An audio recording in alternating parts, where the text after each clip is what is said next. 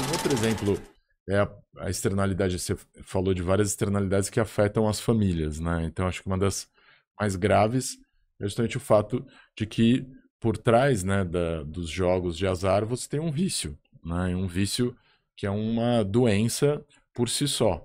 Assim como em relação à venda de bebidas alcoólicas, você tem também a possibilidade dela estimular uma doença que é o alcoolismo, né? E aí, mais uma vez, qual que é a resposta? Você regula fortemente, né? Porque também, da mesma forma que com as bebidas, né, se percebeu que as bebidas são um elemento cultural, que é muito difícil você tornar ilegal e conseguir eliminar ele da sociedade, né? Então a gente teve o período da proibição, né, da venda de bebidas alcoólicas, por exemplo, nos Estados Unidos, que acabou virando a base aí para quase todos os filmes de gangster, né? Porque sabe, você proibiu uma determinada atividade, né, que faz parte tradicional de muitas culturas, e aí a consequência daquilo é que as pessoas continuaram fazendo, mas dentro de um mercado negro. E aí, ao fazer um mercado negro, na verdade, você pode achar que você está tentando restringir aquele mercado, mas como você torna ele mais arriscado, você também torna maior o lucro de desenvolver aquela atividade, né? Então, você acaba estimulando, às vezes, um conjunto enorme de atividades ilegais.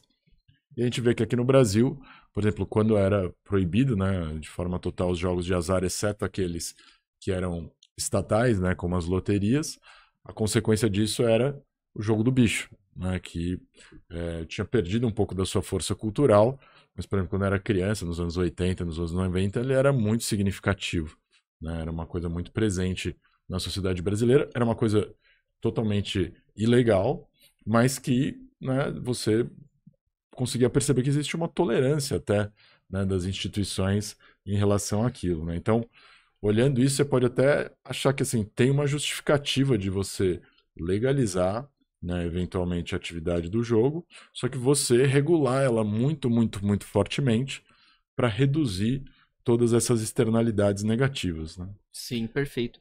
Inclusive, quanto ao vício, é importante a gente notar que os jogos de azar são viciantes por si só. E hoje eles coadunaram o jogo de azar ser viciante com o vício em tecnologia. Porque o Uhum. celular é viciante. As pessoas hoje sofrem muito de vício por tecnologia. Inclusive tem um livro muito interessante que eu li que é Porque as pessoas são viciadas em tecnologia. É do Adam Alter, é uma recomendação da Isadora, que teve a oportunidade de palestrar no STF comigo também. E ele faz todo um raciocínio e ele chega à conclusão que vícios tóxicos, né, ou em substâncias tóxicas, não são tão diferentes de vícios comportamentais. O que acontece para o cérebro do ser humano é muito similar.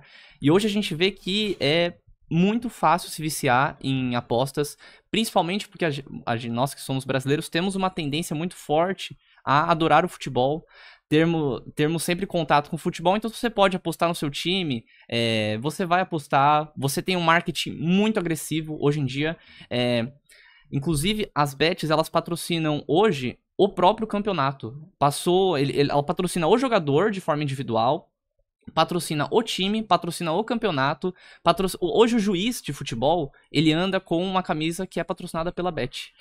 Patrocina os blogs que comentam o futebol depois, Patrocinam os então. blogs, os youtubers. Então, assim, você vê que é um sistema que ele não para de ser alimentado. A pessoa que gosta de futebol vai ver sempre ali alguma propaganda de aposta que acontece durante o jogo e ela não vai conseguir fugir disso, né? Ainda mais a pessoa que é apaixonada por aquilo. Sim. E acaba até confundindo e faz apostas pautadas na paixão. Uhum. Uma fala importante de um médico que acabou palestrando também no STF, ele falou, olha, quando você aposta dinheiro, não existe essa de jogo responsável. Você não está investindo. Com dinheiro não se brinca. E é fato.